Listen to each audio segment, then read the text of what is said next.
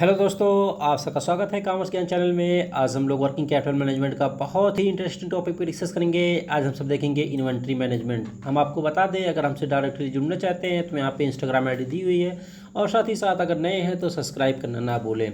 तो पिछली लेक्चर में हम लोग देखा था हमने इन्वेंट्री, इस लेक्चर में हम लोग देखेंगे इन्वेंट्री मैनेजमेंट। तो इसमें हम देखेंगे क्या मीनिंग होती है इन्वेंट्री मैनेजमेंट की, need of monitoring and control of inventories क्या है, ऑब्जेक्टिव ऑफ इन्वेंट्रीज मैनेजमेंट क्या है, फैक्टर ऑफ अफेक्टिंग इन्वेंट्री क्या है, और साथ ही साथ देखेंगे टेक्निक ऑफ इन्वेंट्रीज मैनेजमेंट क्या है। चलिए दोस्तों, अपने इस लेक्चर को हम लोग आगे बढ़ाते हैं। तो यहाँ पे दिया हुआ है मीनिंग ऑफ इन्वेंट्री मैनेजमेंट। तो यहाँ पे दोस्तों देखिए, इन्वेंट्री कॉस्ट बेसिकली बहुत ही हाई कंसर्न होता है बिजनेस के लिए, लेकिन कोई भी फर्म उतना ही इन्वेस्ट करती है जितना उसकी कैपेसिटी होती है। फिर भी इन्वेंट्री कॉस्ट 90% होता है टोटल वर्किंग कैपिटल के, यहाँ पे लिखा है। उसके बाद सेकंड पॉइंट ये है कि it is important for a firm properly manage it inventories, क्योंकि ये बहुत ही इम्पोर्टेंट होता है किसी भी फर्म के लिए इन्वेंट्री मैनेजमेंट को प्रॉपरली देखना, क्योंकि यहाँ पे जो है प्रॉपर प्लानिंग की जाती है related purchasing, handling, sorting and accounting of goods. और साथ ही साथ इन्वेंट्री मैनेजमेंट डिसाइड करता है कि व्हाट टू परचेज, क्या मुझे परचेज करना है, how much to purchase, where to purchase, where to store. ये सब चीज़ें यहाँ पे देखी जाती है, कहाँ पे, इन्वेंट्री मैनेजमेंट में।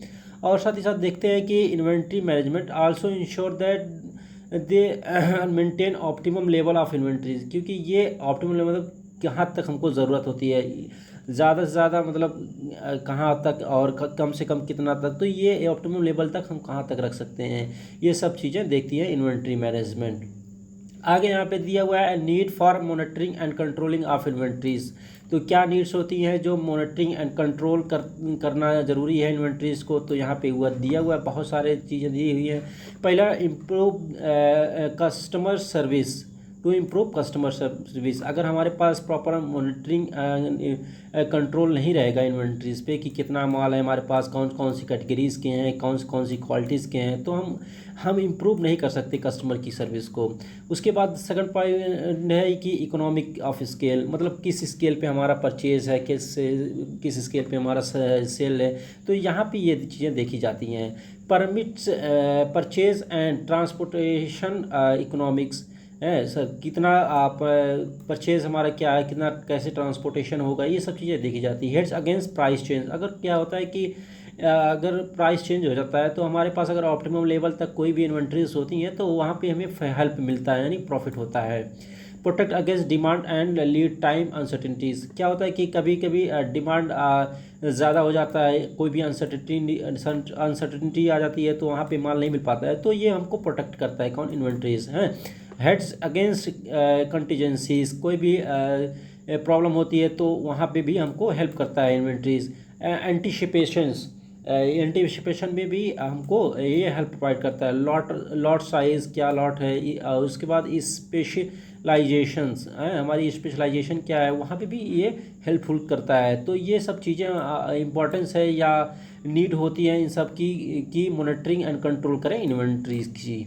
आगे हम लोग देखते हैं, तो यहाँ पे दिया हुआ दोस्तों ऑब्जेक्टिव ऑफ इन्वेंट्रीज मैनेजमेंट। तो यहाँ पे दो ऑब्जेक्टिव दिए हुए हैं। तो पहला है कि ऑपरेशनल ऑब्जेक्टिव, जो हमारा दिनचर्या होता है रोज़ का, कि ऑपरेशनल एक्टिविटी क्या होती हैं, जैसे कि अवेलेबिलिटी ऑफ मटेरियल, यानी कि कितना हमारा प्रोडक्शन होगा, कितना हमारा शेयर होगा, कितना हमारा परचेज होगा। तो ये यहाँ पे ये हेल्प करता है ऑब्जेक्टिव हमारा इन्वेंट्रीज मैनेजमेंट।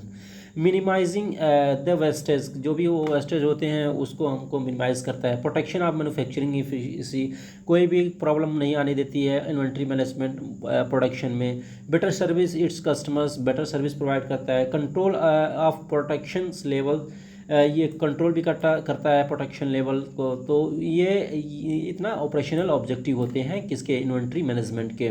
उसके बाद हम आगे देखते हैं कि ऑब्जेक्टिव ऑफ फाइनेंशियल ऑब्जेक्टिव। तो यहाँ पे पहला है इकोनॉमिक ऑफ परचेज, यानी कि कौन कितने लेवल पे या कितने ह्यूज अमाउंट में हम परचेज करते हैं, तो यहाँ पे ये देखा जाता है। ये यहाँ पे दूसरा पॉइंट है कि optimum investment and efficient use of capital.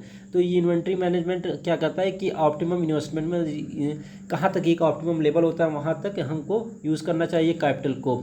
Reasonable price, यानी कि रिजनेबल मतलब एक सहनशीलता, जैसे कि क्या होती है कि न ज़्यादा न कम, एक रिजनेबल प्राइस होना चाहिए।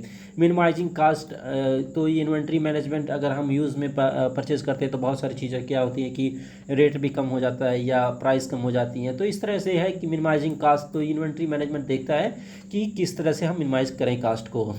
आगे हम लोग देखते हैं तो यहाँ पे फैक्टर अफेक्टिंग इन्वेंट्रीज मैनेजमेंट क्या है, तो क्या कौन कौन से फैक्टर है जो अफेक्ट करती है इन्वेंट्री मैनेजमेंट को। तो बहुत सारे यहाँ पे दिए हुए हैं, 4 हैं, तो हम एक एक करके देखेंगे। यहाँ characteristic of the manufacturing system, तो पहला है कि characteristic of the manufacturing system, तो पहला यहाँ पे दिया हुआ है कि degree of specialization and differentiation of the product at various stage है। सेकंड पॉइंट है process capability and flexibility, production capacity and storage facility, quality requirement, nature of the production system.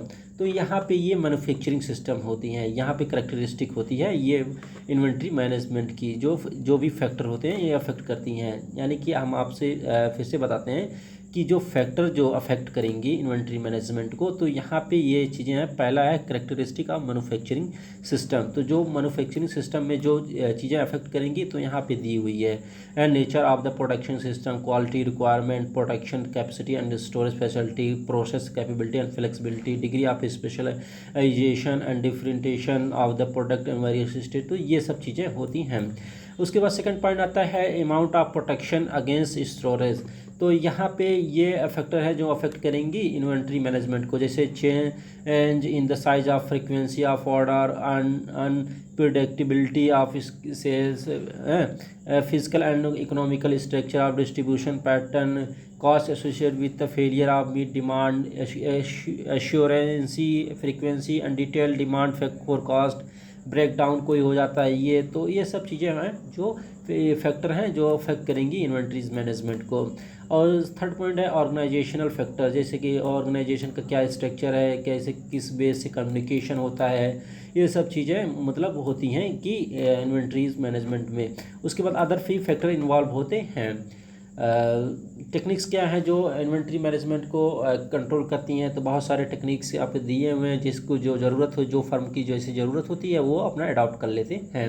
तो यहाँ पे दिए हुआ है, चलिए हम लोग एक एक करके देखेंगे एक कि कौन कौन सी हैं। तो यहाँ पे दिया हुआ है इकोनॉमिक ऑर्डर क्वान्टिटीज़ पहला है।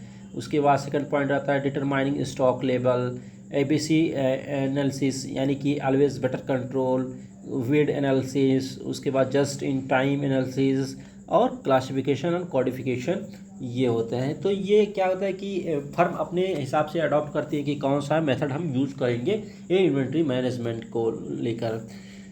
Thank you everyone watching my videos. आप लोग लाइक सब्सक्राइब करना ना बोले। अगर नए टॉपिक चाहते हैं आप लोग तो कमेंट करें, ये एजुकेशनल चैनल है, आप लोग प्रमोट करिए। Thank you.